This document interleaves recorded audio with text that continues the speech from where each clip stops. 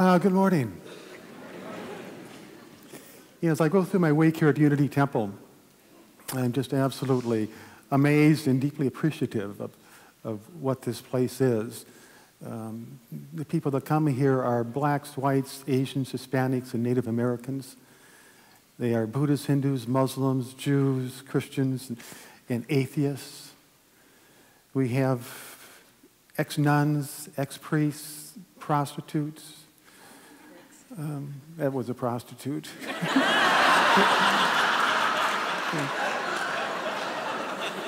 She didn't think I knew.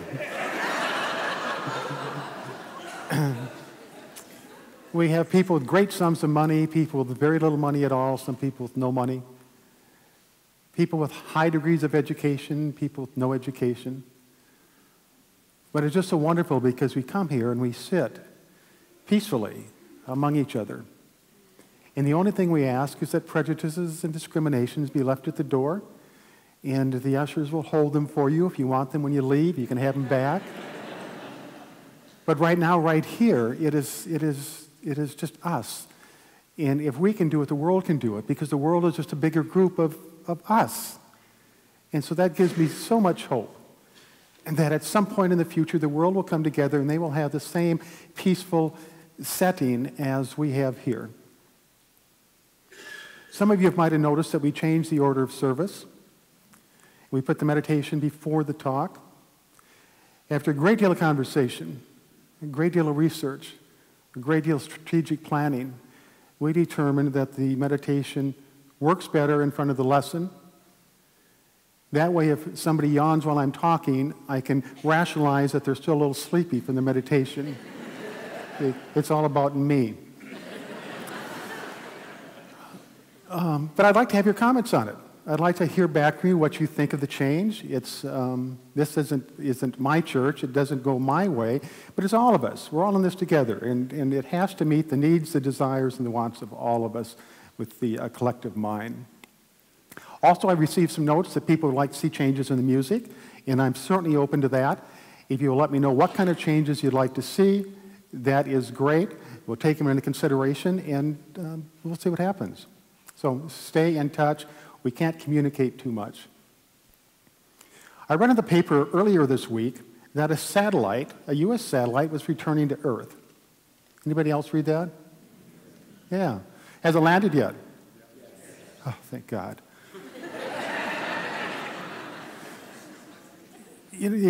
Like the experts didn't know when it was going to land. They didn't know where it was going to land. It weighed 5 tons. They knew it was going to break into 100 pieces, and it was traveling at 5 miles per second. Now that means if you spotted a little speck 5 miles out in the sky, and it seemed to be heading towards you, you had 1 second to respond. And I found that to be very, very disconcerting. As a matter, I found it to be unnerving. I walked around most of the week, kind of hovered down with my eyes looking at the sky. Every time a bird would fly overhead, I'd go, look out! It was a harrowing experience. So I'm glad it's landed. That's a life imbalance, out of balance. Another thing that's out of balance is road rage.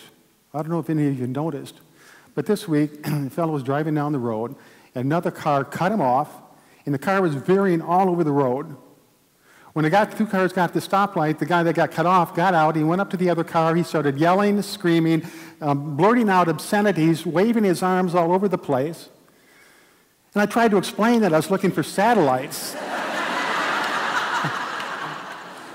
But he just didn't seem to understand. Well, I'm especially excited today because we're beginning the first part of a 9-part series on Wayne Dyer's book, Being in Balance. And over the next 9 weeks, it's going to be a fascinating time as we take one step down the path, and I guarantee you 9 weeks from now, you're going to discover that your life has a different quality to it, a different condition to it. Now, being in balance is not necessarily being happy all the time. It isn't about being problem-free or challenge-free. It isn't about having all of your relationships up in some sort of a love cloud just floating along beautifully. But being in balance is all about having an underlying sense of well-being no matter what's going on outside of you. Just an underlying sense of well-being. See, life is, in totality, an emotional experience. Every single thing you do, everything you hear, everything you see results in a feeling. Now the light's on you. Yeah, that's cool. You're sharing. Can you move it at will? No. God, enough silliness. Where was I? Oh, it's about an emotional experience. Every single thing we do, the bottom line or the end of that is an emotional experience. It's how we feel about it. You walk out this door, you walk down this street, activity all around you. How do you feel about it? It's the emotional experience that we have. And the emotional experience is everything. You can be 90 years old or you can be 20 years old. The age doesn't make a difference. What makes a difference is the emotional experience you're having at the time. You can have $1 billion, you can have no money at all. Money doesn't make a difference. What makes a difference is the emotional experience you're having at the time. The emotional experience is everything. Now, balance is when the emotional experience we're having in life is okay with us. We might be angry. We might be arguing with somebody. But deep down inside, the foundation, the base of our being is, okay, this is my life. And I'm not getting stuck in this emotional experience. It is like a storm that has come in. It's raining and thundering and lightning, and it's going to pass on. But I know deep down that everything is going to be okay because I can manage this. We don't get upset or we don't get thrown out of balance thinking that there's something wrong with me or there's something wrong with life. Because life has problems, life has challenges, life has upsets. We take steps forward, we take steps backward. Sometimes we fall down. That is just life. That's the way life is. And there comes a time when you have to say, so what? This is what's happening in my life right now. I don't particularly like it, but so what? It will give me something. I will be strengthened in some way. I will become wiser in some way. And this is passing through my life. Instead of diving in and saying, this is my fault, or it's his fault, or it's her fault, this is happening in my life, and this is passing through. It's just always keeping that in mind. Now, there's 3 different approaches that we can take towards life. And the first is, the life I'm living is the life I want.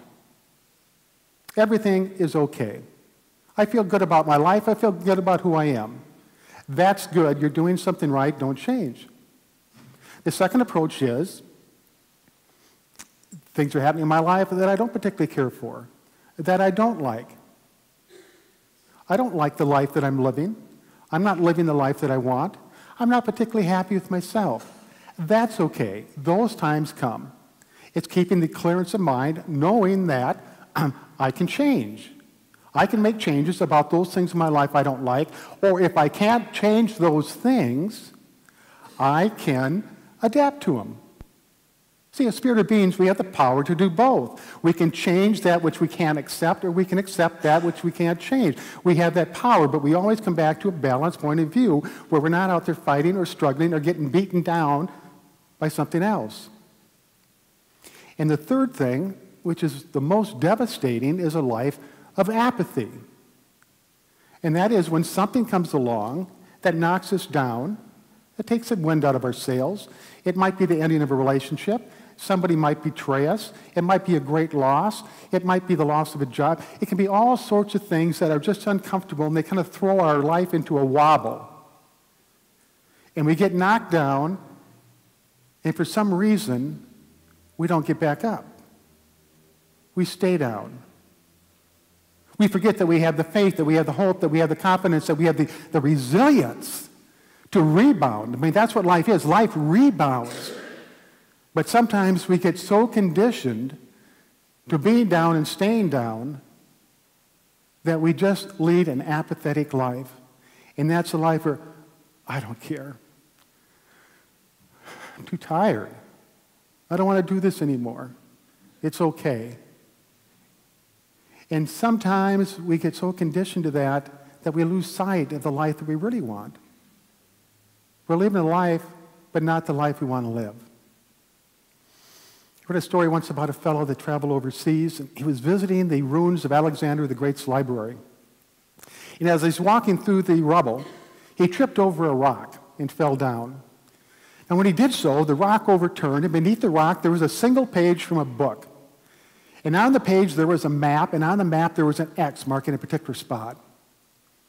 At the bottom of the page there was one paragraph, and it said, the X marked a spot where one could find the magic touchstone. The touchstone was black, it was shiny, and it was very, very warm to the touch. It went on to say that whoever held this touchstone in his hand would have anything he wished for. So the man immediately went to the X in the spot. And when he got there, he saw a shoreline that was about a mile long, and it was covered with black, shiny rocks.